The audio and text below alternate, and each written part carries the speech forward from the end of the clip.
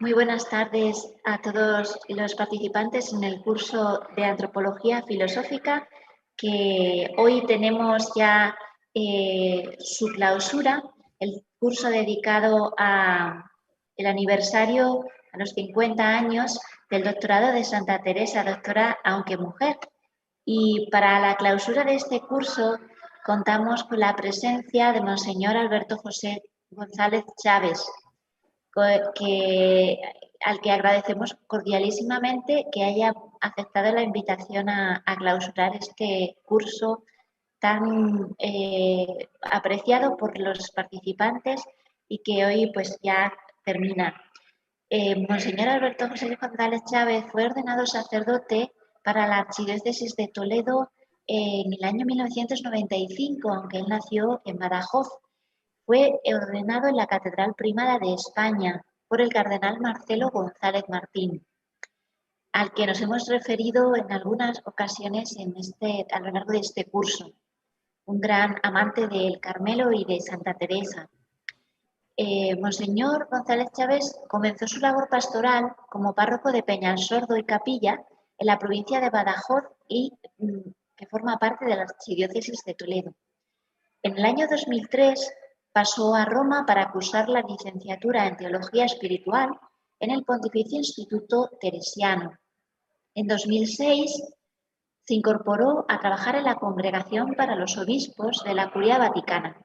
En el año 2008 se doctoró en Teología Espiritual en la Universidad Pontificia Regina Apostolorum de Roma, con una tesis que lleva por título Naturalidad en lo sobrenatural, influjos configurantes de la fisonomía espiritual de Santa Maravillas de Jesús.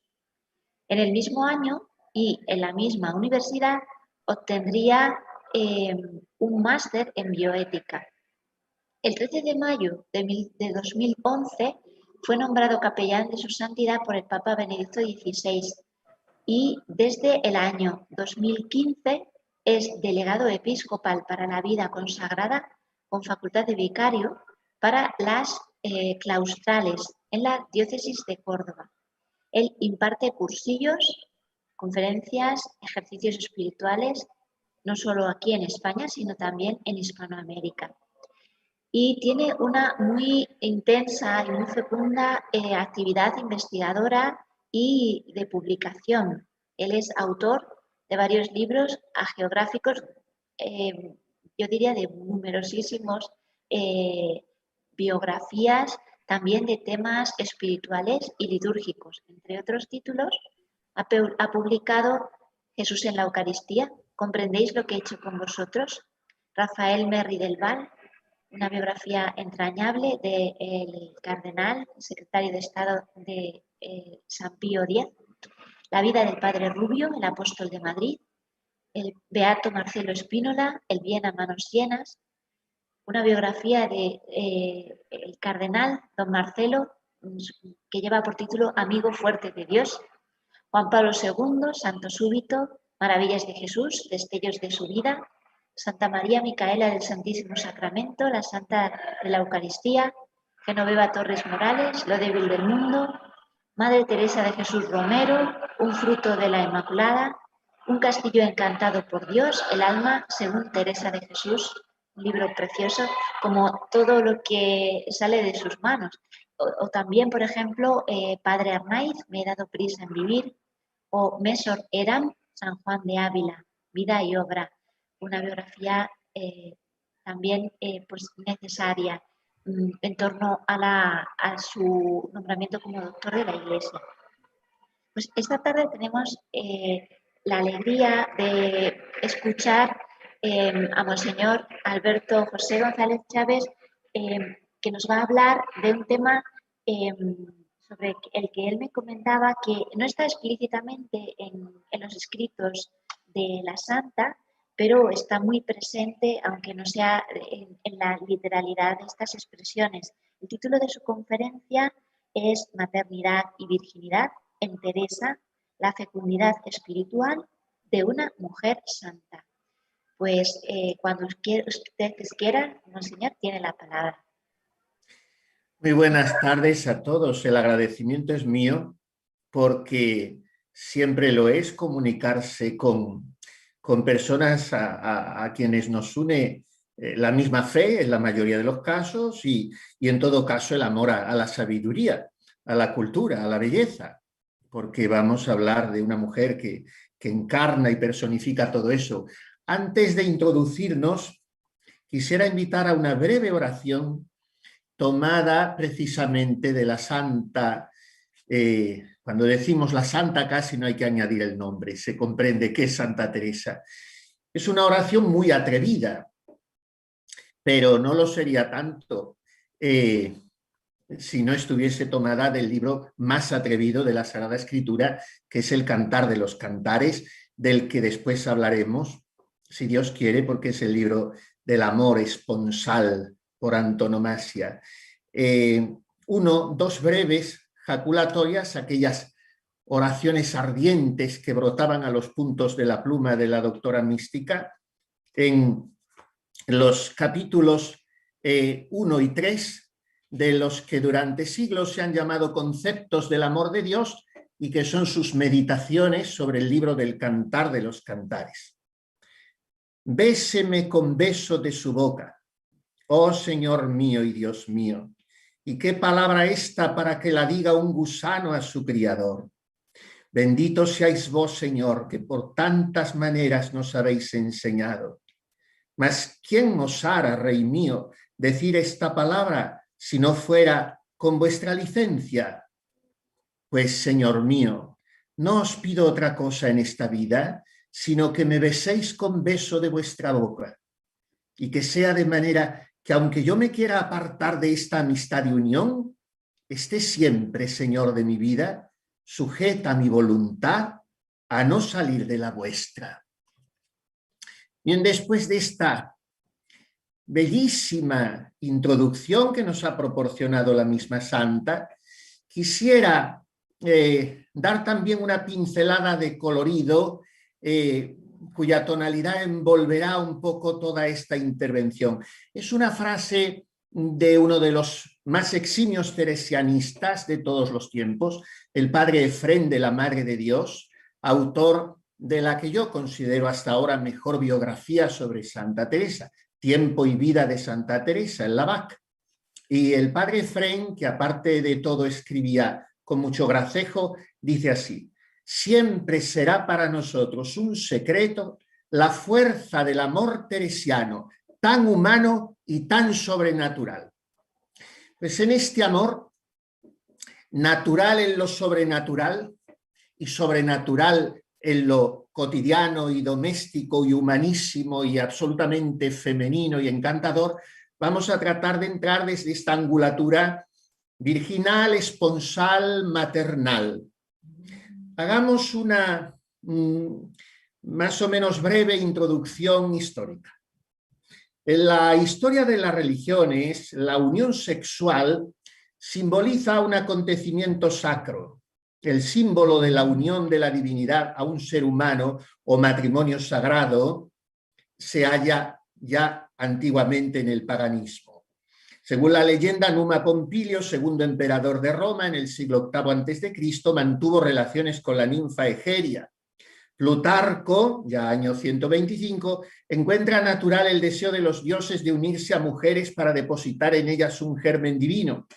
Para el filósofo judío Filón de Alejandría, al relacionarse Dios con el alma, le da una semilla divina que produce las virtudes y buenas acciones. En el banquete de Platón, el alma se une a la belleza para engendrar las virtudes. En los primeros siglos del cristianismo surge el gnosticismo, doctrina esotérica que ofrece a sus seguidores un conocimiento intuitivo, misterioso y secreto de las cosas divinas, para la cual el alma de los seres espirituales femeninos se uniría a los ángeles masculinos y al fin del mundo la plenitud consistiría en acceder a un tálamo nupcial. Doctrinas absolutamente peregrinas que de una manera absurda e incomprensible han visto su reviviscencia en los tiempos modernos en la masonería. Según San Ireneo, para algunos de estos herejes, el rito iniciático del matrimonio espiritual consistía en preparar una cámara nupcial donde introducían al neófito. El Evangelio apócrifo de Felipe cuenta una historia similar. Según el simbolismo nupcial en la escritura y en la tradición cristiana, el concepto de esposa evoca la relación de Dios esposo con su pueblo, visto como una esposa. Desde el Génesis es recurrente la metáfora de las bodas entre Dios e Israel. En el Antiguo Testamento el simbolismo conyugal designa una alianza. Hay autores más amantes de la imagen, como el profeta Oseas, y libros monotemáticos sobre ello, como el Cantar de los Cantares, que habla de la reciprocidad amorosa. En el Nuevo Testamento ya Cristo es el esposo místico de la Iglesia. San Pablo habla de la unión de Cristo con el nuevo Israel, la Iglesia esposa, y transfunde esa imagen a cada cristiano. Tengo celos de vosotros, celos de Dios, dice a los corintios, pues os he prometido a un solo marido para presentaros a Cristo como virgen intacta. Y a los efesios, esposos, amad a vuestras mujeres como Cristo amó a su iglesia y se entregó por ella. Por eso la literatura mística hará una interpretación ya psicológica e individual. El símbolo nupcial pasa de la iglesia esposa de Cristo al alma esposa. Los místicos no hablan de unión sexual, sino de simbolismo conyugal. Si hay movimientos sensibles en la experiencia del éxtasis, ello no significa sexualidad. Que la afectividad espiritualizada como sublimación de la sexualidad influya en la unión mística se explica psicológicamente. Primero porque el místico no es un ser asexuado y además porque en él la unión con Dios es recapitulación y perfeccionamiento de todos los amores humanos. En este sentido, las amistades con personas del sexo opuesto pueden sublimar la vertiente carnal, satisfecha totalmente con la divinidad, como dirá en una hermosa poesía San Juan de la Cruz, que estando la voluntad de divinidad tocada, no puede quedar pagada sino con divinidad. Para los padres de la Iglesia, los sacramentos son figura y anticipo de las bodas eternas. El bautismo es la unión nupcial del alma con Dios. Según Tertuliano, la carne acompaña al alma en las bodas con el espíritu. También San Juan Crisóstomo, en sus catequesis bautismales, compara el sacramento con un matrimonio espiritual. Y otros muchos padres presentan la comunión eucarística como unión esponsal con Cristo. La imagen bautismal es también escatológica.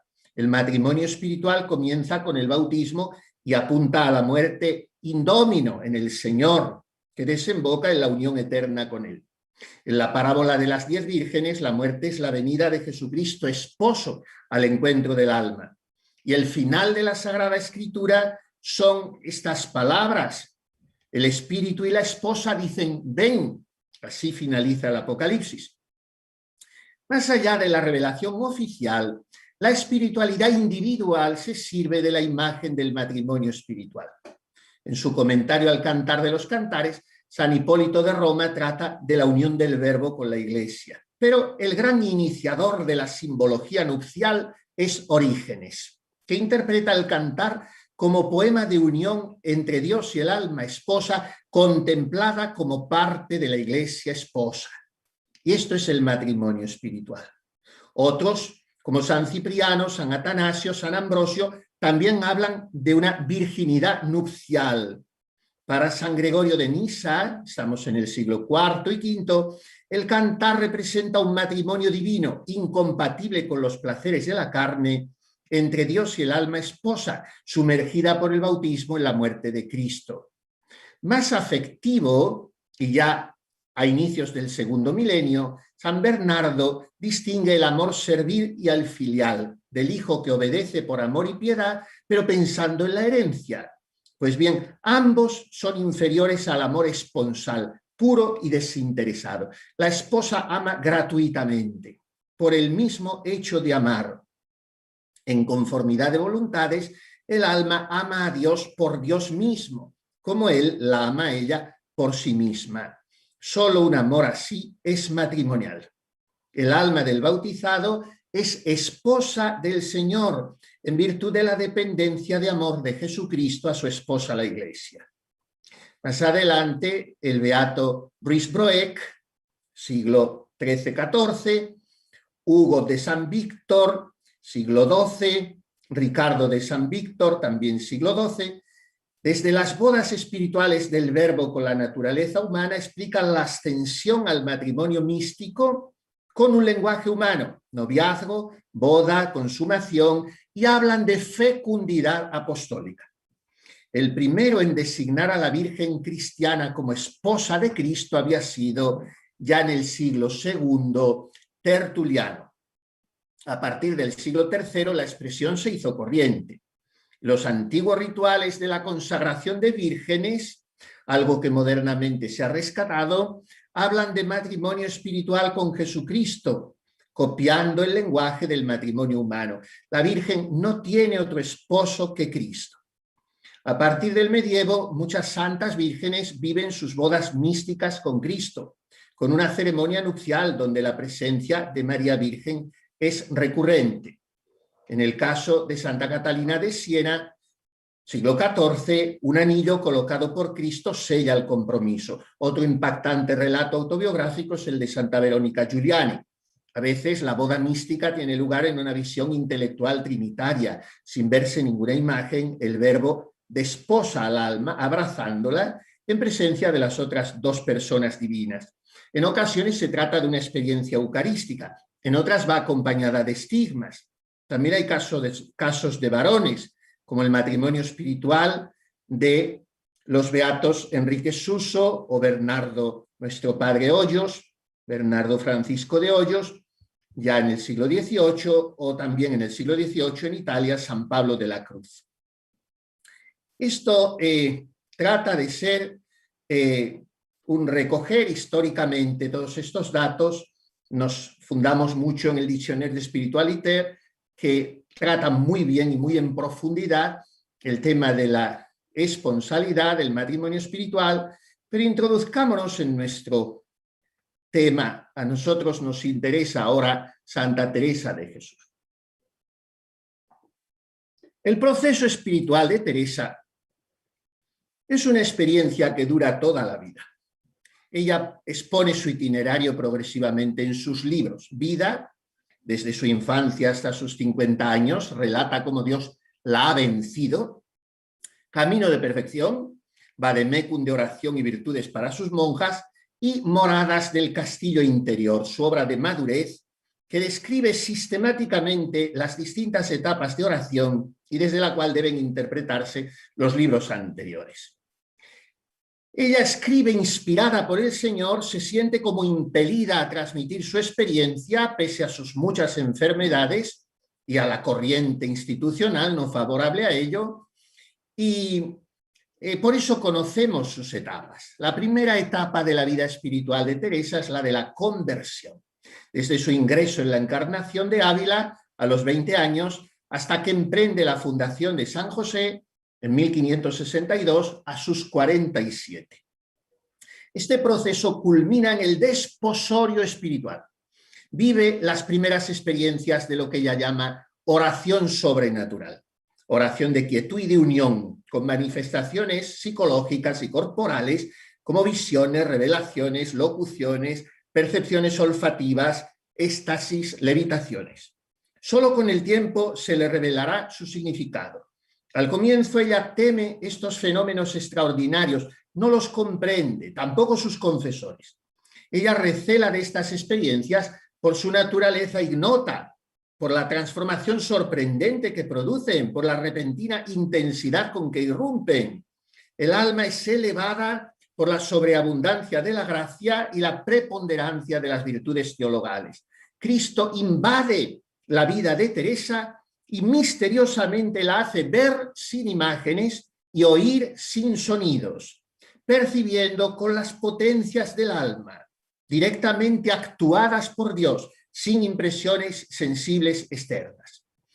Ella trata de expresarlo a través de múltiples comparaciones, no obstante la amenaza de la Inquisición, prohibidos los libros en lengua romance por el inquisidor Valdés, Teresa, escucha del Señor, no tengas pena, que yo te daré libro vivo. Para cerciorarse de que tales gracias no son fruto de su imaginación y de la acción del demonio, consulta humildemente. Los confesores le mandan resistir a lo que experimenta.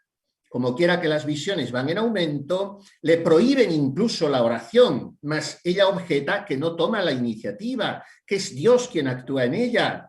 Aún así intenta obedecer, pero no puede. Por fin San Francisco de Borja la empujará a no resistir más.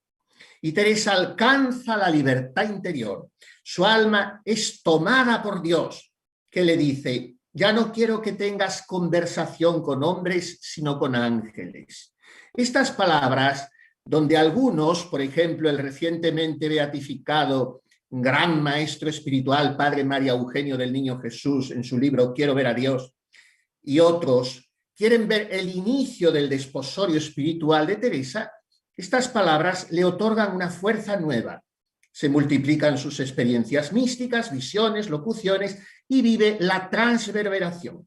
En una visión imaginaria, Teresa ve que un ángel traspasa su corazón con un dardo de fuego, quedando ella abrasada en amor grande de Dios. Es una herida de amor, dolorosa y suave, que también cura. Es muerte que da vida.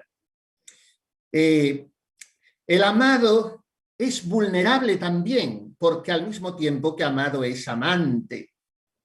La transverberación es una experiencia de amor mutuo. El dardo de fuego atraviesa el corazón de Teresa porque ha atravesado el de Jesús. En el desposorio, las visitas del amado, además de suaves y deleitosas, son también dolorosas. Con los fenómenos psicológicos o físicos, el místico traduce lo inefable. Como no puede ser expresado en palabras, se manifiesta en algo extraordinario psicosomático. Es, dirá un autor, una auténtica transformación en el espíritu que llega hasta la comunión de voluntades, de cuyos efectos participa el cuerpo, que bajo no pocos aspectos es asumido en la pureza y deleite de Dios. Citamos a el padre Secundino Castro.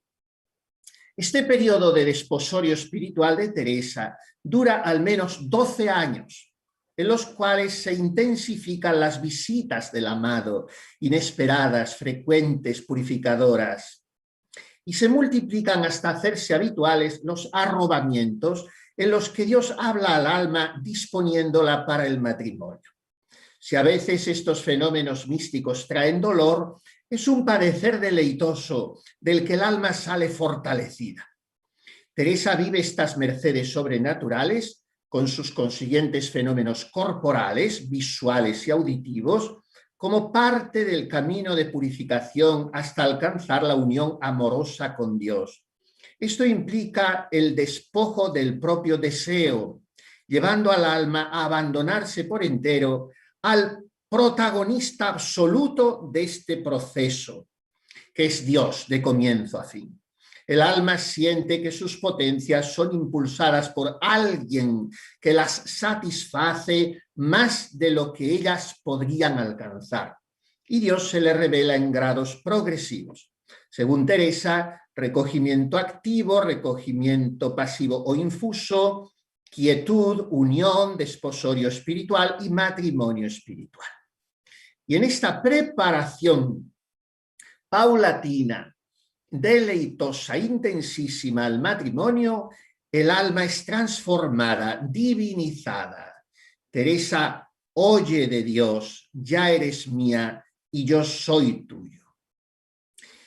Hablemos de la virginidad de Teresa de Jesús, que es algo de lo que ella explícitamente no habla, pero que vive de una manera eclosiva, vive con una sobreabundancia evidente e innegable. Teresa es muy mujer. Precisamente por ello no rechaza en absoluto la figura del varón. Quiere entrañablemente a su padre, a su tío, a sus hermanos. Eran 12 hermanos y solo 3 hermanas, de manera que estuvo rodeada de varones siempre. Y aprecia sobremanera a los prelados y confesores.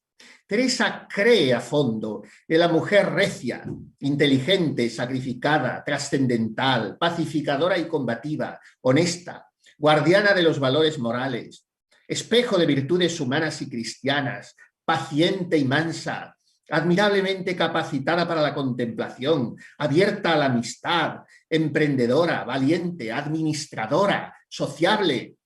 Cree en todo eso porque todo eso es patrimonio, bien que no exclusivo, del fuerte sexo débil, pero porque cree en eso no cae en reivindicaciones teñidas de una agresividad más o menos tácita o de un revanchismo grosero. Hizo rayar más alto que pueda hacerlo ninguna feminista de hoy la hermosura y el potencial admirable de la condición femenina. Su incontestable y cautivadora feminidad no consiste en querer alcanzar las cotas de poder social o intelectual del varón o asemejarse miméticamente a él. En una sociedad que marginaba a la mujer, Teresa, consciente de ser mujer y ruin, afirma el valor femenino, animando a sus monjas. No querría yo, hijas mías, fueseis en nada mujeres ni lo parecieseis, sino varones fuertes, que si ellas hacen lo que es en sí, el Señor las hará tan varoniles que espanten a los hombres. Teresa habla de virilidad espiritual, pero quiere a sus hijas muy mujeres. Defiende su dignidad, su derecho a ser respetadas y la autonomía de sus conventos. El 1 de noviembre de 1982 dijo en Ávila nuestro inolvidable San Juan Pablo II: Teresa ha podido defender la dignidad de la mujer y sus posibilidades de un servicio apropiado en la Iglesia desde esta perspectiva evangélica. Y cita a la santa: no aborreciste, Señor de mi alma, cuando andábades por el mundo las mujeres, antes las favoreciste siempre con mucha piedad. Por tanto, en Teresa el concepto de esposa remite a un arquetipo totalmente femenino, pero además, en su caso, a un arquetipo virginal y a una promesa de fecundidad. La virginidad de la esposa de Cristo testimonia el amor absoluto al Señor y simboliza de modo eminente el misterio de la unión del cuerpo místico a su cabeza, de la esposa a su esposo. Por eso la Virgen consagrada se transforma íntimamente con Cristo. ¿Cómo explica Teresa las cualidades de esta transformación? Lo hace sobre todo señalando que los sentidos externos, al contacto con la experiencia de la sagrada humanidad, se revisten de gloria. Parece, dirá ella, que purifica el alma en gran manera y quita la fuerza casi del todo a esta nuestra sensualidad. Es una llama grande que parece abrasa y aniquila todos los deseos de la vida. En fin, no podemos, tengo que ir dejando muchas cosas en el tintero, no sin practicar casi una resignación heroica, porque dejar de citar una palabra de esta mujer singularísima y robadora de corazones es un sacrificio. En fin, Teresa no puede no ver el alma como esposa del amado. Se referirá a su profesión religiosa, a sus 22 años, con un significado matrimonial: el desposorio que hice con vos, le dirá al Señor. Por eso no puede no llamar esposo a Jesucristo. No hay quien nos quite decir esta palabra a nuestro esposo, pues le tomamos por tal cuando hicimos profesión, dice a sus monjas. Sin embargo, como hemos anticipado, apenas habla explícitamente de la virginidad o de la virtud o el voto de castidad. Tampoco los procesos de canonización nos dan muchas pistas en este sentido. La virginidad es un sí que da a Cristo toda la capacidad de amar de la persona, de forma que Jesús sea el todo de la vida. Pues bien, Teresa habla de poner los ojos en Cristo y entregarse del todo a Él sin hacernos partes. En el camino de perfección insiste en centrar toda la afectividad en Jesús como la casada se centra en el esposo. Entendamos con quién estamos casadas, dirá a sus monjas, y cómo hacer nuestra condición conforme con la de nuestro esposo. Todo el ser humano, según ella, queda ungido por la gracia.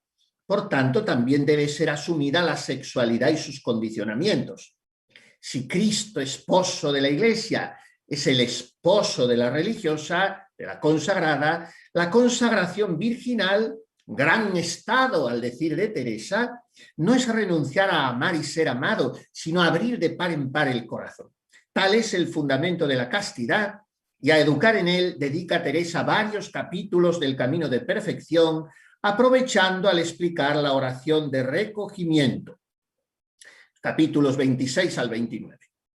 La castidad no es para Teresa un espiritualismo que no desciende a la arena humana, sino que lanza a la persona a amar a todos con un corazón universal, indiviso, atento a lo cotidiano.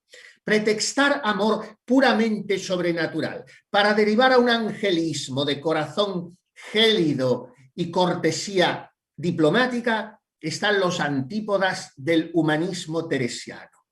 El amor virginal, por el hecho de ser trascendente, no supone una ruptura de lo humano, sino un ascenso. A Teresa nada humano la deja indiferente o le es ajeno, porque no le es ajeno el designio de Dios sobre el mundo y sobre el hombre. Nosotros no somos ángeles, tenemos cuerpo, escribirá. Querernos hacer ángeles estando en la tierra es desatino. Caro costaría si no pudiésemos buscar a Dios, sino cuando estuviésemos muertos al mundo. No lo estaba la Magdalena, ni la samaritana, ni la cananea cuando le hallaron. Dios me libre de gente tan espiritual que todo lo quieren hacer contemplación perfecta, de dodiere. Estas palabras son de una cosa que se inventó ella, era simpaticísima, el vejamen, como un concurso con su hermano Lorenzo, con San Juan de la Cruz, con otros sacerdotes letrados, y ella sola, la única mujer, les desenmascaró a todos. Se trataba de que explicaran estas palabras que ella había oído en la oración del Señor. Alma, buscarte has en mí, y a mí buscarme has en ti. Ella propuso esas palabras, cada uno, pues como somos los hombres, se adornó un poco vanidosillamente con su exposición teológica, y ella, que no sabía teología, o creían ellos que no la sabía, les desarmó a todos. Y a uno de ellos les responde así: Dios nos libre de quien todo lo quiere hacer contemplación perfecta, de dodiere. Si Teresa ha ascendido a las cumbres de lo divino, no se ha desentendido de lo humano. Así la retrató en un soneto muy bello don José María Gabriel y Galán. Mujer de inteligencia peregrina y corazón sublime de cristiana. Fue más divina cuanto más humana, y más humana cuanto más divina. Transfigurada y transformada por el Señor, su virginidad hace florecer su corazón.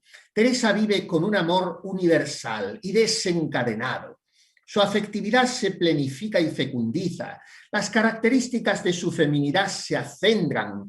Su consagración virginal la capacita para una invasión del amor con mayúsculas, que no admite parangón con ninguna experiencia del amor humano. Por eso ve las amistades basadas en un amor carnal como contrarias al amor de una virgen consagrada a Dios. Tales amorcillos baladíes que le tienen usurpado el nombre al amor, dirá ella, deben ser arrancados de cuajo. Dios nos libre de monasterio a donde entra. Cierto, yo más querría que entrase un fuego que las abrasase a todas. Para Teresa la virginidad es fuente de verdadera libertad. Ella ama desde su libertad virginal y así libera el corazón de aquellos a quienes trata. Todos quedan prendados, pero no prendidos de ella. La beata Ana de San Bartolomé, que la asistió en su lecho de muerte, dirá que la santa le alcanzó ser libre y desasida. Leamos el párrafo porque es hermoso, aunque nos detengamos un punto. Como la santa me quería tanto, yo le había pedido me consolase y pidiese al Señor me diese libertad de no estar asida a nadie. Yo de mi natural era amorosa y la quería más de lo que se puede creer, y a otras religiosas que yo veía con perfección y la santa las quería, yo las quería bien. Y algunas veces la santa me decía que no era bueno para mi alma este asimiento con las amigas, que lo quitase para bien de mi alma. Mas hasta ahora que Dios la llevó, no se me había quitado. Ella me lo alcanzó. Porque desde entonces he sido libre y desasida, y me parece que tengo más amor a las que amo sin visión de amor propio. Y en lo demás, es como si yo fuese sola en este mundo, que a todas las amo en Dios y por Dios.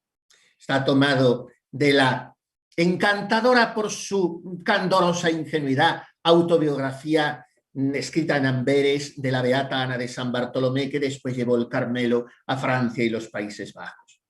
La virginidad esponsal, según Teresa, regala al alma el señorío sobre el mundo y sobre sí misma.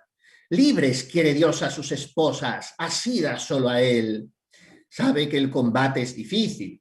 Hay muchas cosas, dirá, para quitar esta santa libertad de espíritu que buscamos. Presenta dos como principales frentes: los deudos, los parientes y el propio yo, sobre todo. Pero vale la pena luchar. No os espantéis, hermanas, de lo mucho que he puesto para que procuréis esta libertad. No es linda cosa que una pobre monjita de San José pueda llegar a señorear toda la tierra y elementos. ¿Cuál es su receta para esto? La imitación de Cristo. La Virgen se consagra para morir por Cristo y en ello experimenta la auténtica libertad. Como Jesús, plenamente libre, porque siempre ha hecho la voluntad del Padre, entregando su vida libremente, sin que nadie se la quite. Por eso el único amor totalizante de Teresa es Jesús crucificado. Y para ella imitar al divino mártir del Calvario debe ser algo concreto y omnipresente. Teresa desea criar almas para esposas del crucificado, escribirá a una priora. Y en otro lugar, el libro de las fundaciones dirá: la hermana que no sintiere en sí este deseo, no se tenga por verdadera descalza, pues no han de ser nuestros deseos descansar, sino padecer por imitar algo a nuestro verdadero esposo. Veamos cómo vive ella de una manera íntima, personal, a nivel místico, todo este proceso. Descrito en las sextas moradas, el desposorio espiritual es la etapa previa al matrimonio, expuesto insuperablemente en las séptimas. Además, entre los años 1566 y 1574, Teresa redacta sus meditaciones sobre los cantares, que hay que leer en clave de matrimonio espiritual, unión plena, transformativa, para la cual todas las experiencias previas de Teresa han sido preparatorias. Tomando como símbolo el amor humano, detalla las distintas formas de oración hasta llegar a la de unión con Dios. Los pasos son tres, tomados de la sociedad y el momento histórico en que vive. Primero, concertar la unión. Segundo, venir los prometidos a vistas, venir a vistas, serían los desposorios para conocerse mejor. Y por fin el matrimonio, en su caso, presentado como la unión transformante del matrimonio espiritual. Cuando en su libro, culmen insuperable en toda la literatura mística universal, El castillo interior, ella nos ha acostumbrado a ese símbolo maravilloso que ella hace suyo y personaliza e inmortaliza, el castillo de cristal, que es símbolo del alma. Pues de repente en las quintas moradas pasa otro símbolo. No abandona el castillo del todo, pero se sirve de otro símbolo muy simpático, muy sugerente, que es el del gusano, que tejiendo el capucho apretado con las obras de mortificación, muere dentro de la seda y sale convertido en una mariposica blanca muy graciosa. Es la transformación del alma. Y cuando nos ha engolosinado con este otro símbolo, ya se introduce en el gran símbolo que casi viene a desplazar al del castillo, que es el del matrimonio, desdoblado en desposorio en las sextas moradas y matrimonio en las séptimas. Es el más alto grado de oración mística. Escuchémosla a ella porque es insustituible. Aunque sea grosera comparación, yo no hallo otra que más pueda dar a entender lo que pretendo que el sacramento del matrimonio. Porque, aunque de diferente manera, porque en esto que tratamos jamás hay cosa que no sea espiritual, esto corpóreo va muy lejos, y los contentos y gustos que da el Señor al que deben tener los que se desposan van 1000 leguas lo uno del otro, porque todo es amor con amor y sus operaciones son limpísimas y tan delicadísimas y suaves que no hay cómo se decir, mas sabe el Señor darlas muy bien a sentir. Paréceme a mí que la unión aún no llega a desposorio espiritual, sino como por acá cuando se han de desposar dos, se trata si son conformes y que el uno y el otro se quieran y aunque se vean, para que más se satisfaga el uno del otro. Así acá, por supuesto que el concierto está ya hecho y que esta alma está muy bien informada, cuán bien le está, y determinada a hacer en todo la voluntad de su esposo, de todas cuantas maneras ella viere que le ha de dar contento, y su majestad, como bien entenderá si es así, lo está de ella, y así hace esta misericordia, que quiere que le entienda más, y que, como dicen, vengan a vistas, y a juntarla consigo.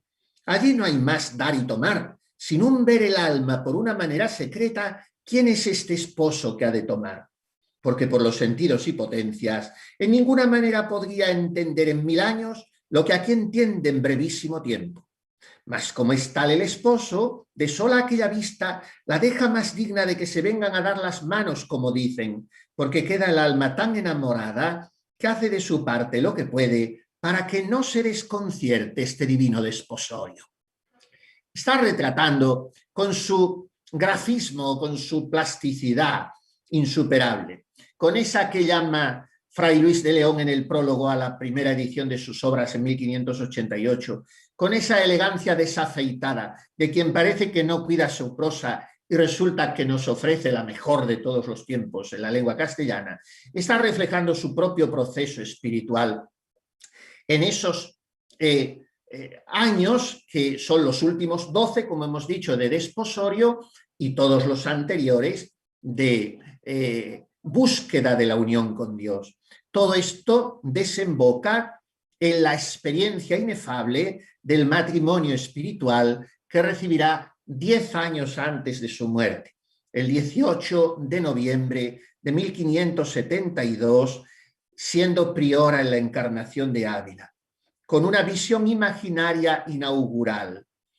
Es muy chispeante el episodio porque ella va a comulgar de manos precisamente de San Juan de la Cruz, se queda sorprendida cuando ve que él parte la forma y piensa que no es que había pocas formas en el copón, sino que él quiso hacerlo para mortificarla porque ella le había dicho que le gustaban las formas grandes, no por pensar que estaba más presente el Señor, aunque fuese muy pequeño pedacico, dice ella.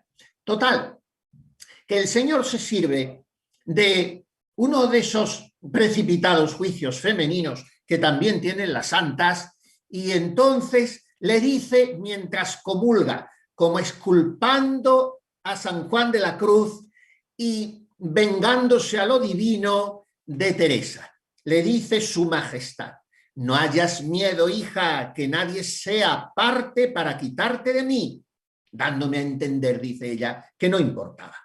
Entonces representóseme por visión imaginaria como otras veces, muy en lo interior, y dióme su mano derecha y díjome: mira este clavo, que es señal que serás mi esposa desde hoy.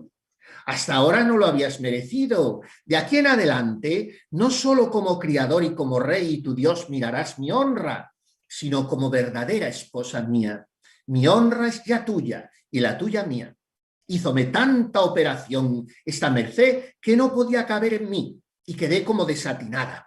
Y dije al Señor que o ensanchase mi bajeza o no me hiciese tanta merced, porque es cierto, no me parece lo podía sufrir el natural. Estuve así todo el día, muy embebida. Bien, no entremos en cuestiones que nos harían muy prolijos. Si el matrimonio espiritual supone, como dirá San Juan de la Cruz, la santa no, supone la confirmación en gracia en el alma, o sea, una cierta imposibilidad moral de pecar. No podemos detenernos porque esto sería objeto de otro estudio. Pero digamos que 5 años después, al escribir Las Moradas, consciente la santa de la importancia soberana de aquella merced, la recuerda así: la primera vez que Dios hace esta merced, quiere su majestad mostrarse al alma por visión imaginaria de su sacratísima humanidad, para que lo entienda bien y no esté ignorante de que recibe tan soberano don. A otras personas será por otra forma. A esta de quien hablamos se le representó el Señor acabando de comulgar con forma de gran resplandor y hermosura y majestad, como después de resucitado, y le dijo que ya era tiempo de que sus cosas tomase ella por suyas y él tendría cuidado de las suyas, y otras palabras que son más para sentir que para decir. Parecerá que no era novedad, pues otras veces se había representado el Señor a esta alma de esta manera. Fue tan diferente que la dejó bien desatinada y espantada. Lo uno, porque fue con gran fuerza esta visión. Lo otro, porque las palabras que le dijo, y también porque en lo interior de su alma donde se le representó, si no es la visión pasada, no había visto otras, porque entender que hay grandísima diferencia de todas las pasadas a las de esta morada, y tan grande del desposorio espiritual al matrimonio espiritual como le hay entre dos desposados, a los que ya no se pueden apartar. En el matrimonio espiritual todo ya se estabiliza, se plenifica, se fija, se sedimenta, el alma es otra. Y en el matrimonio, dirá el padre María Eugenio del Niño Jesús, la unión perfecta no es ya un venturoso incidente de ruta, sino un algo concreto, un hecho que se impone con todas sus consecuencias.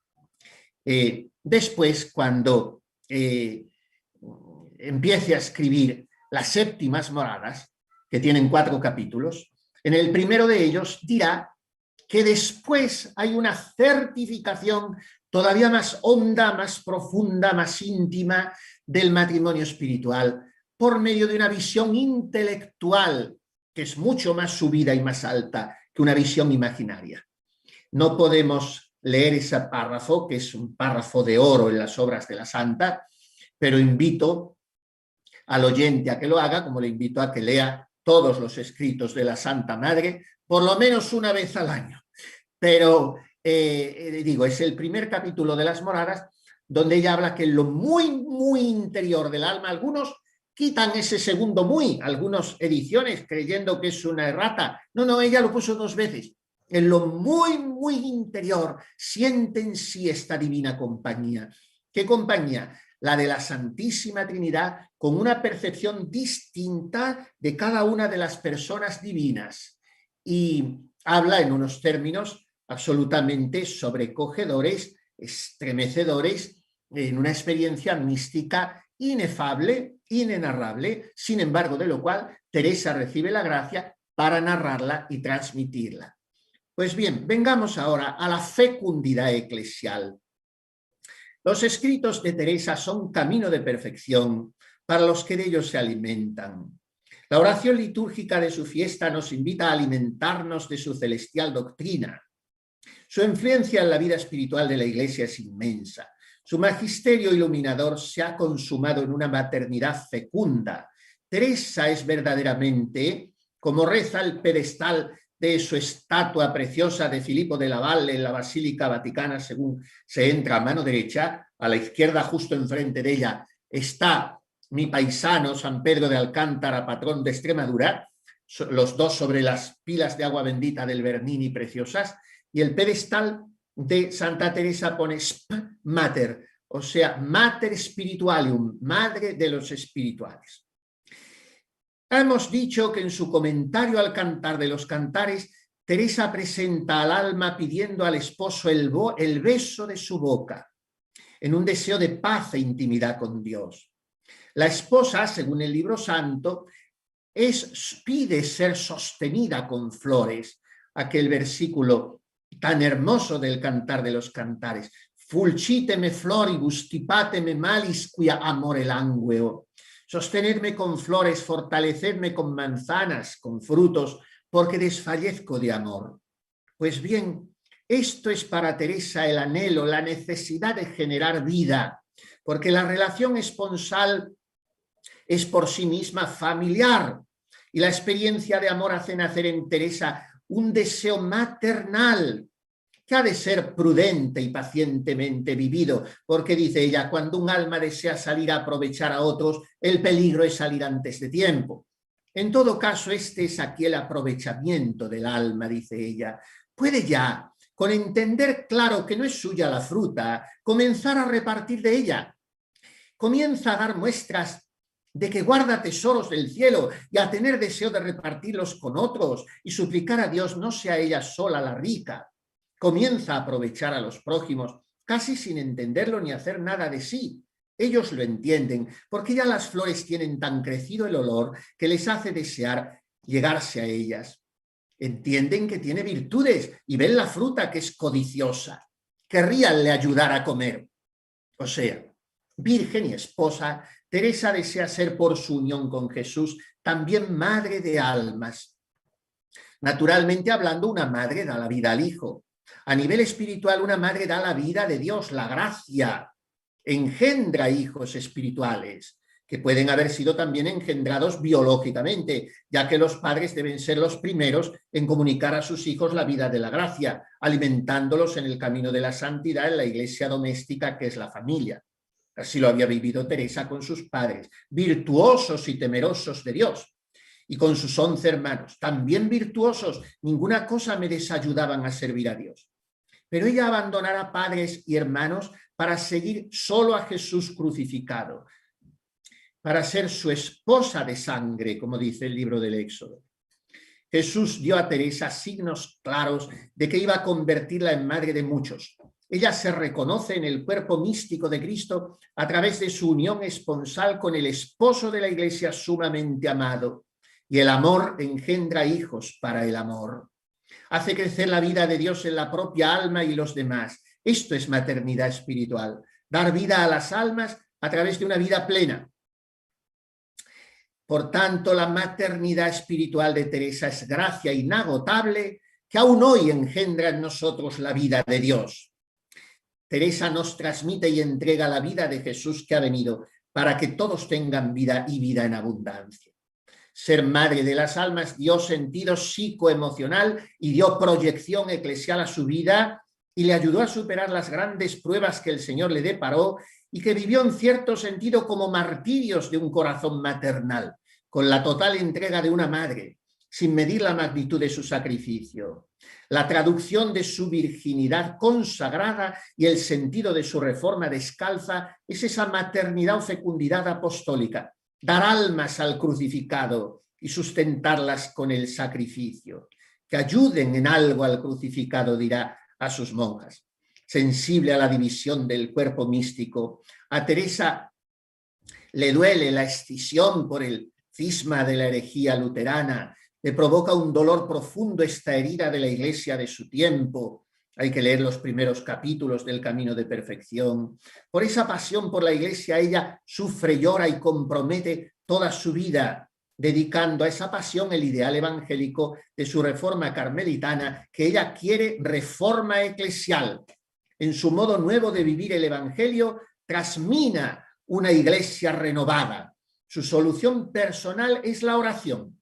Su decisión institucional y estructural, reconstruir su parcela eclesial, que es la orden carmelita.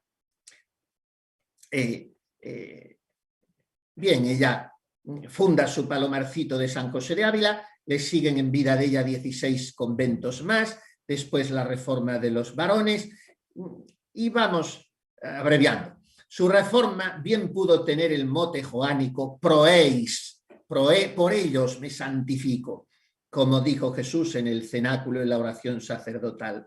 Orar por los sacerdotes y ministros de la Iglesia es el verdadero fin para el que Teresa funda en principio San José de Ávila como inicio de una involuntaria reforma de la orden y la fundación de una nueva orden que surgió después. Enfoca su reforma a ser fermento de santidad sacerdotal, dedica, como decimos, a esta urgencia eclesial los primeros capítulos del Camino de Perfección, sobre todo el tercero, que los predicadores y teólogos, que han de ser los que esfuercen a los pequeños, vayan adelante en su perfección, que haya muchos letrados y religiosos bien dispuestos, etc. Teresa percibe que la crisis de su época es ante todo doctrinal y por ende pastoral, y le indigna advertir la incoherencia y el desamor de los sedicentes seguidores de Cristo. Y dice que me espanta cuando considero que falta el esfuerzo para irse a la mano de una cosa muy leve y se hacen entender a sí mismos que no pueden, aunque quieren, apartarse de un peligro donde pierdan el alma. O sea, pide a sus monjas que estén todas ocupadas en oración por los defendedores de la Iglesia y predicadores y letrados que la defienden, y que haya muchos de ellos y, en fin, la maternidad espiritual de Teresa se acentúa al vivirla orientada a los sacerdotes, orando y ofreciéndose al Señor para su santificación. Su consagración tiene esta derivación sacerdotal a modo de apostolado oculto que fecunda el visible de los sacerdotes. De su continua oración apostólica por ellos, decía Teresa, no hago sino encomendarlos a Dios, porque veo yo que haría más provecho una persona del todo perfecta, con hervor verdadero de amor de Dios, que muchas con tibieza. Había de ser muy continua nuestra oración por ellos. Sensible a la situación eclesial de su tiempo, Teresa vivió y sufrió el estado no siempre ni mayoritariamente halagüeño del clero. Primero como simple monja y después como fundadora, tuvo que tratar con sacerdotes de toda índole. A todos los miró siempre como ministros de Dios, con todos se condujo siempre con una actitud de obediencia que a nuestro tiempo sacralizador del diálogo parecería exagerada y hasta contraproducente. En Teresa, sin embargo, produjo mucho y sobre todo ante todos los sacerdotes experimentó el deseo ardiente de su santificación. Sabía que no pocos eran ordenados con escasa o nula preparación y lamentaba que los predicadores van ordenando sus sermones para no descontentar.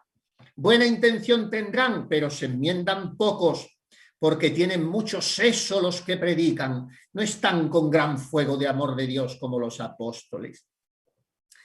O sea, la actitud de Teresa hacia los sacerdotes no es fruto ni de un buenismo acrítico, ni de una necesidad infantilmente materno-afectiva, ni de una inmadura dependencia femenina, sino de un acendrado y desprendido espíritu de fe católica, uno de cuyos más inconfundibles termómetros es la veneración al estado sacerdotal, más allá de aquellos que le ponen rostro en cada circunstancia.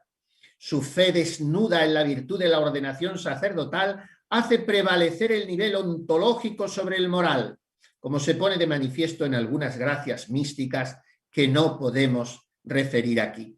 Quiere a los sacerdotes mejores que los demás porque celebran la Santa Misa, porque no puede haber soldados sin capitanes, en fin, muchas citas, como decimos, que tenemos que saltar. Y la solidaridad espiritual de Teresa de Jesús para con los sacerdotes llega a cristalizar a veces en una estrategia de conversión sacerdotal hecha de confianza y amor. Recordemos el caso del cura de Becedas, teniendo ella 23 años, cómo es capaz de redimir a aquel sacerdote indigno, concubinario, que sin embargo muere convertido gracias a aquella estrategia femeninamente santa de Teresa. Esto lo cuenta en el libro de la vida. Asimismo, es espeluznante la narración en que ella cuenta cómo ayudó a recobrar la buena conducta a otro sacerdote envuelto en una situación moral gravísima, sobre la cual se ha especulado hasta el punto de identificarla con pecados que no podemos referir. Es de los más abominables que yo he oído, dice Santa Teresa.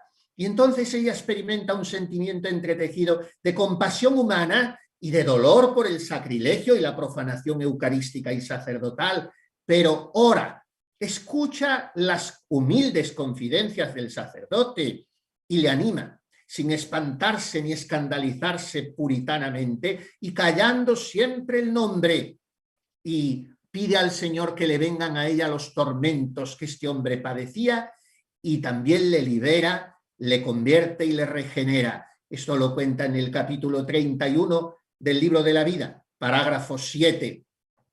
En fin, para terminar, ¿dónde está el secreto de esta mujer? ¿Dónde está el misterio de que sea como María, al mismo tiempo virgen y madre? De hecho, la llamamos así, la Santa Madre Teresa de Jesús, y en su tiempo no hablaban más que de la Madre Teresa. Toda mujer, lo sea o no biológicamente, está llamada a ser madre, porque toda mujer lleva inscrito en su corazón la potencialidad de dar vida. Ser madre no es solo dar a luz un hijo, es sufrir y llorar por un hijo, es renunciar a sí misma a favor de un hijo. Y, por tanto, ella une estas dos virtualidades femeninas y ella es madre doblemente, precisamente por ser virgen. No sé a cuántos de los que me oyen les falta ya su madre. Jesús ha sido tan bueno con nosotros que ha querido que la tengamos siempre, aunque no la tengamos en esta tierra. Cuando en el Calvario él ha dicho a María mirando a Juan, ahí tienes a tu hijo, nos ha entregado a la madre con mayúsculas, por eso la llamó mujer, porque es cifra, compendio, recapitulación de todas las mujeres y de toda maternidad. Orígenes tiene un sermón hermoso en el que pregunta a Jesús, ¿pero por qué le has dicho, ahí tienes a tu hijo, si María no tiene más hijo que tú?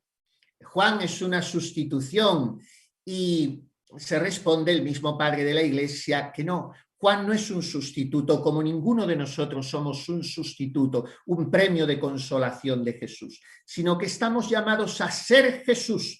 Y en ese sentido, María nos acoge no como a otro hijo, sino como a su hijo. Pues bien, esto, salvando las distancias naturalmente, bien podemos también aplicarlo a esta mujer a la que nos gusta, a los que nos sentimos discípulos, amigos e hijos suyos, llamar la Santa Madre, la Madre Teresa de Jesús.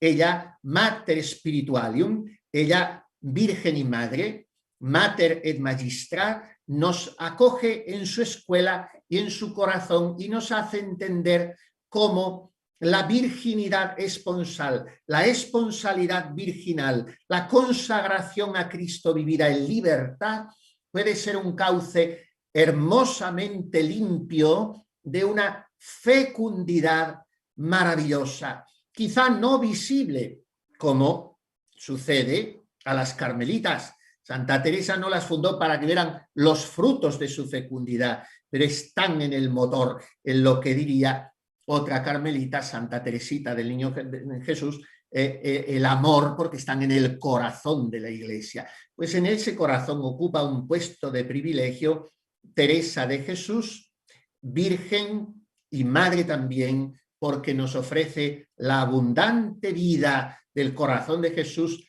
a todos nosotros. Nada más, muchas gracias por su atención.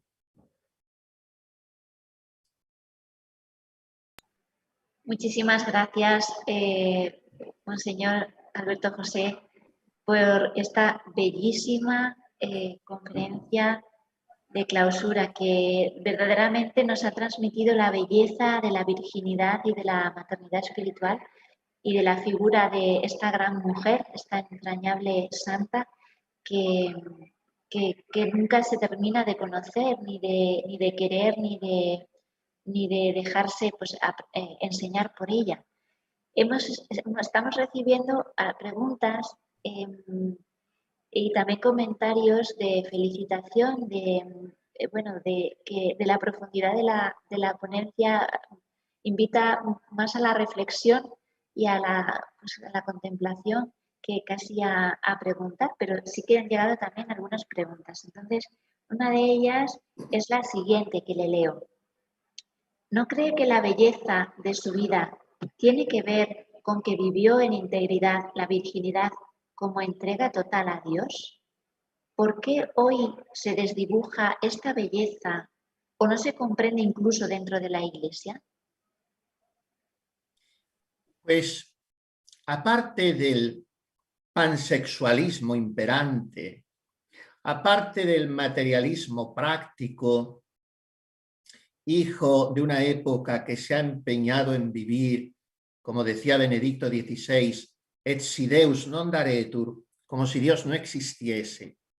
Aparte de lo que todo eso contribuye a la animalización del hombre, que ha olvidado que tiene alma, pues yo cuando trato con los jóvenes, lo hago con frecuencia, suelo decirles que hoy ellos son víctimas de dos enfermedades antropológicas que creo que tienen mucho que ver con esta pregunta que se ha formulado. Trataré de ser escueto. Son dos extremos, pero que en realidad se tocan como suele suceder siempre. Hoy el joven, y por tanto el hombre de nuestra época, es por un lado esclavo del sentimentalismo y por otro del cerebralismo, del racionalismo. Y entonces basar en esto una relación con Dios, por esto no hay vocaciones, hay muy pocas. ¿Por qué? Porque falta el ingrediente del abandono, del riesgo, de la fe, del amor abnegado, del olvido de sí. Todo tengo que entenderlo y todo me tiene que apetecer. Y entonces pueden más las pasiones desenfocadas, cuidado, porque las pasiones no son malas, en sí mismas son neutras, pero las pasiones que animalizan pueden más, porque la persona solo se fía de lo que ella subjetiva, relativistamente piensa o siente. Y entonces ahí no cabe la belleza. Este creo que es uno de los problemas, lo he dicho de una manera telegráfica y naturalmente es una opinión mía personal, pero la experiencia me demuestra que hay mucho de esto, porque incluso cuando ese joven está animalizado, ha caído y está chapoteando hace años en el fango de los placeres de la carne, de las diversiones absolutamente alienantes, y cuando se le hace ver y hay apertura y receptividad, que no puede ser esclavo de una sensibilidad suya infantil que lo tiene convertido en un pelele, y de que hay metafísica, o sea que lo que importa es lo que es, no lo que fenomenológicamente él percibe. Cuando se logra meter esa centellica de luz en la mente de ese joven, hay posibilidad de conversión. De lo contrario, no.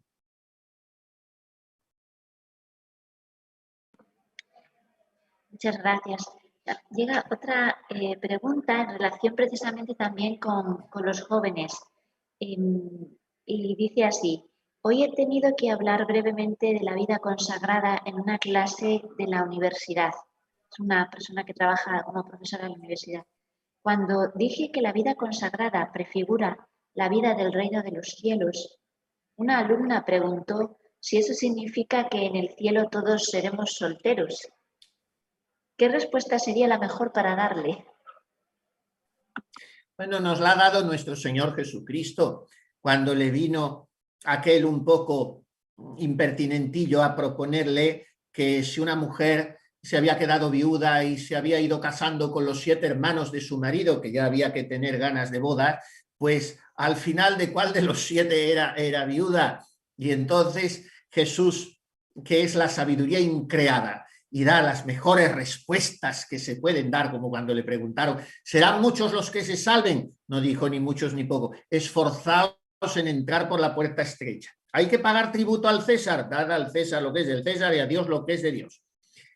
Dile a mi hermano que reparta conmigo la herencia. A mí no me metas en eso, que no estoy para eso. Entonces Jesús no se deja enredar. Y cuando le preguntan esto de los 7 hermanos, no eran 7 novias para 7 hermanos, era una sola para 7. Entonces dijo él, en el cielo serán como ángeles de Dios. En el cielo, claro, aquí tendríamos que hablar de la visión beatífica, del Lumen Gloria, y no estamos para esto y ni hay tiempo. Sí, estamos para ello si hubiera tiempo, pero en el cielo es total iter, totalmente otra cosa. No podemos transponer nosotros nuestros parámetros y categorías humanas al cielo, porque entonces acabamos como los pobrecitos musulmanes que piensan que en el cielo les aguarda un harén de huríes. A ellos, a ellas, les seguirá guardando el mismo sometimiento que en esta tierra.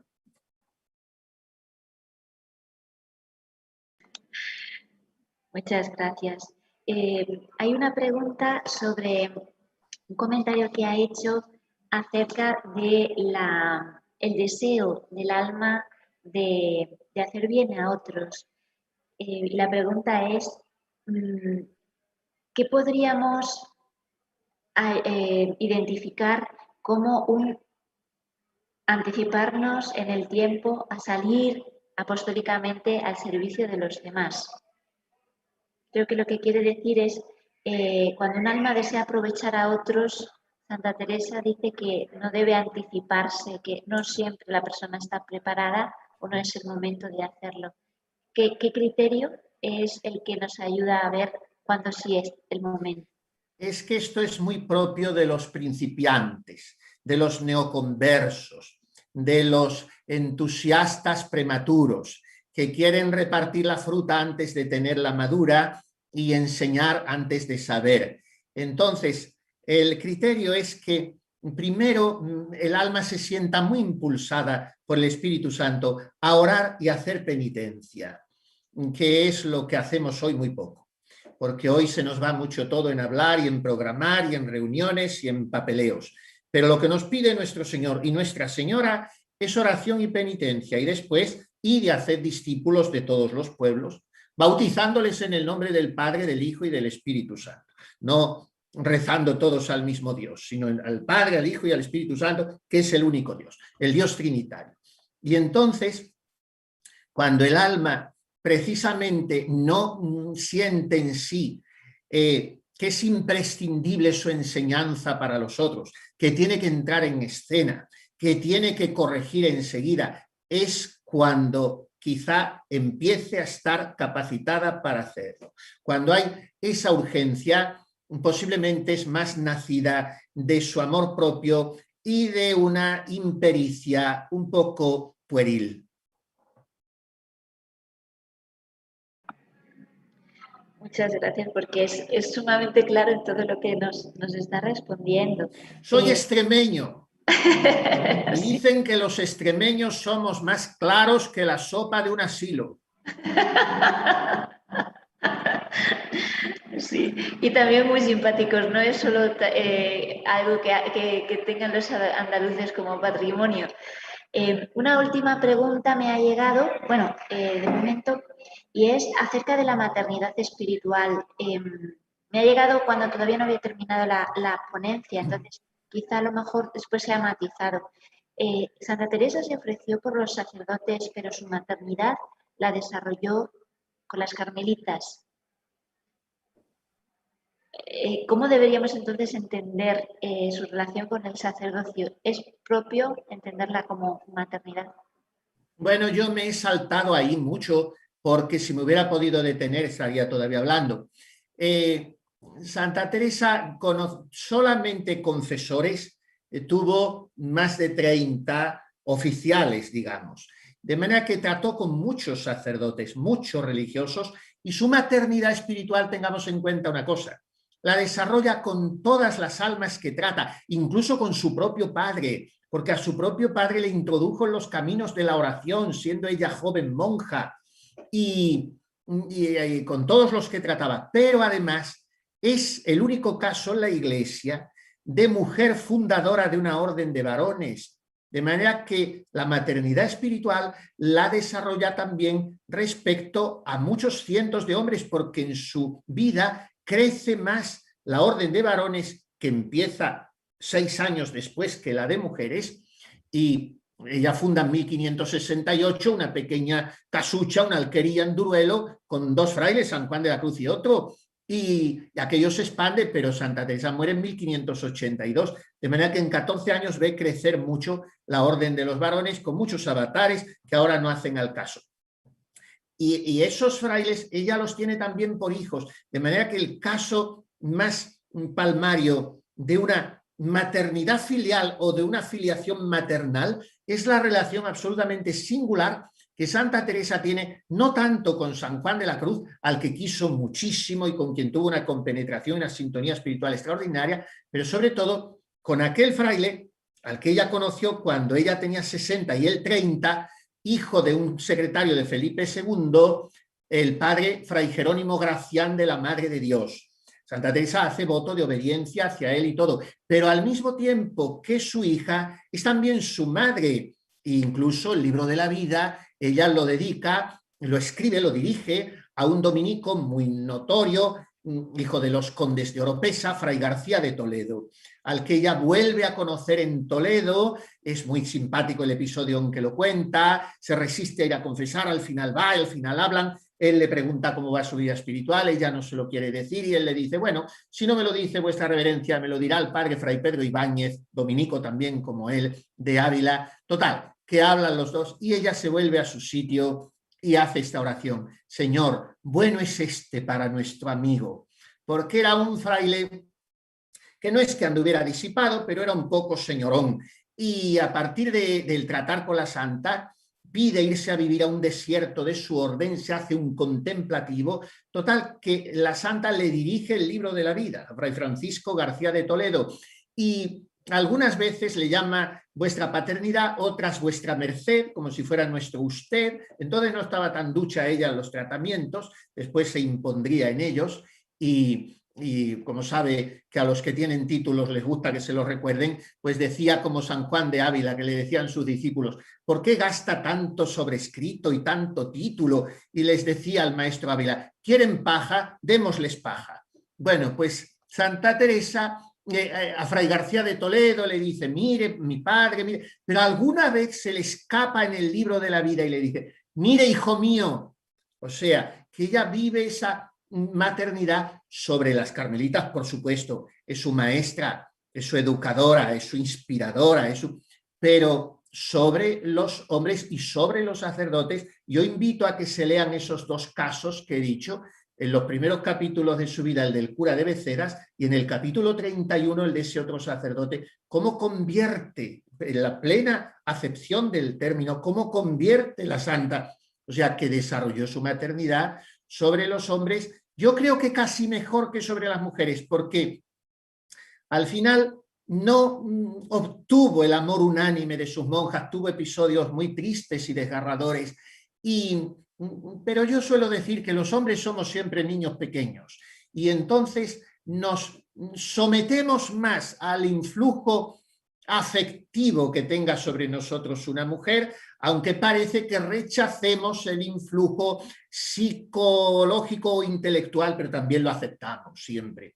Y entonces Santa Teresa tiene una maternidad muy interesante, sería un tema para estudiarlo muy sugerente. Yo lanzo la idea a alguno de los que nos escuchan que haga la tesis doctoral sobre ese tema. Pues con esta invitación quedan los participantes convocados a esta interesantísima investigación. Solamente un par de comentarios más desde Italia. Muchas gracias por esta interesante ponencia. Un viaje más en la vida y en el pensamiento de Santa Teresa.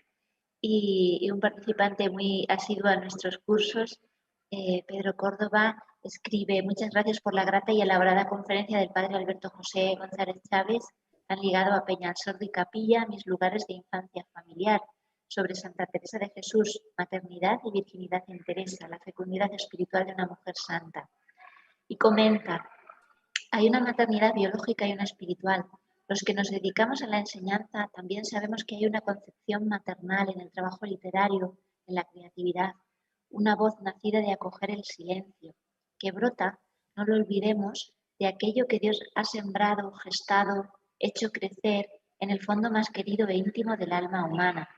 En el caso de Teresa de Jesús, desde cuya figura fecunda, siempre mujer y siempre fecunda, madre espiritual, nos hemos fortalecido en nuestra fe durante este curso. La Santa de Ávila, desde la luz y las reflexiones a las que nos llevan sus sencillos y vitales escritos, desde la pedagogía del diálogo continuo al que nos invita a través del camino de la oración, nos hace volver y buscar nuestro eterno punto de partida, siempre en el encuentro directo con la humanidad de Cristo, y a través de esta percepción nos seduce en el máximo anhelo de por vida a crecer en el amor a Dios y a volcarlo en nuestros semejantes. Felicidades por la conferencia, felicidades por el amplio, ilustrativo y grato curso que tantos nuevos caminos nos abre para estudiar aún más a la Santa de Ávila, nuestra sencilla luz, camino en el trabajo y oración y ejemplo. Bueno, pues con esta felicitación cariñosa y generosa vamos a concluir, no sin antes volver a dar las gracias a don Alberto José por esa preciosa y también llena de cariño y de humor, como a la Santa le hubiera gustado, sin duda que le habrá gustado, intervención de esta tarde que cierra nuestro curso. Aprovecho para invitar o para dar a conocer que próximamente los Carmelitas Descalzos, junto con la Diócesis de Ávila y la Universidad Católica de Ávila, celebrarán un congreso dedicado también al doctorado, al 50 aniversario del doctorado de la Santa, en abril de este año, dentro de unos pocos días. Pueden consultar la información en internet, Congreso Santa Teresa Doctora. Algunos de los ponentes que hemos tenido en este curso también van a participar en este programa. Creo que será interesante para aquellos que desean seguir profundizando en la enseñanza y en la vida de nuestra Santa. Pues muchísimas gracias a todos los participantes, a todos los que lo han seguido en directo o en diferido, y muy buena tarde a todos. Muchas gracias, don Alberto José, por su intervención. Gracias de todo corazón a la institución en general por la invitación cursada, y a usted, querida Sara, en particular, por su amabilidad y su buen hacer en todo momento. Gracias a todos. Muchas gracias y buena tarde.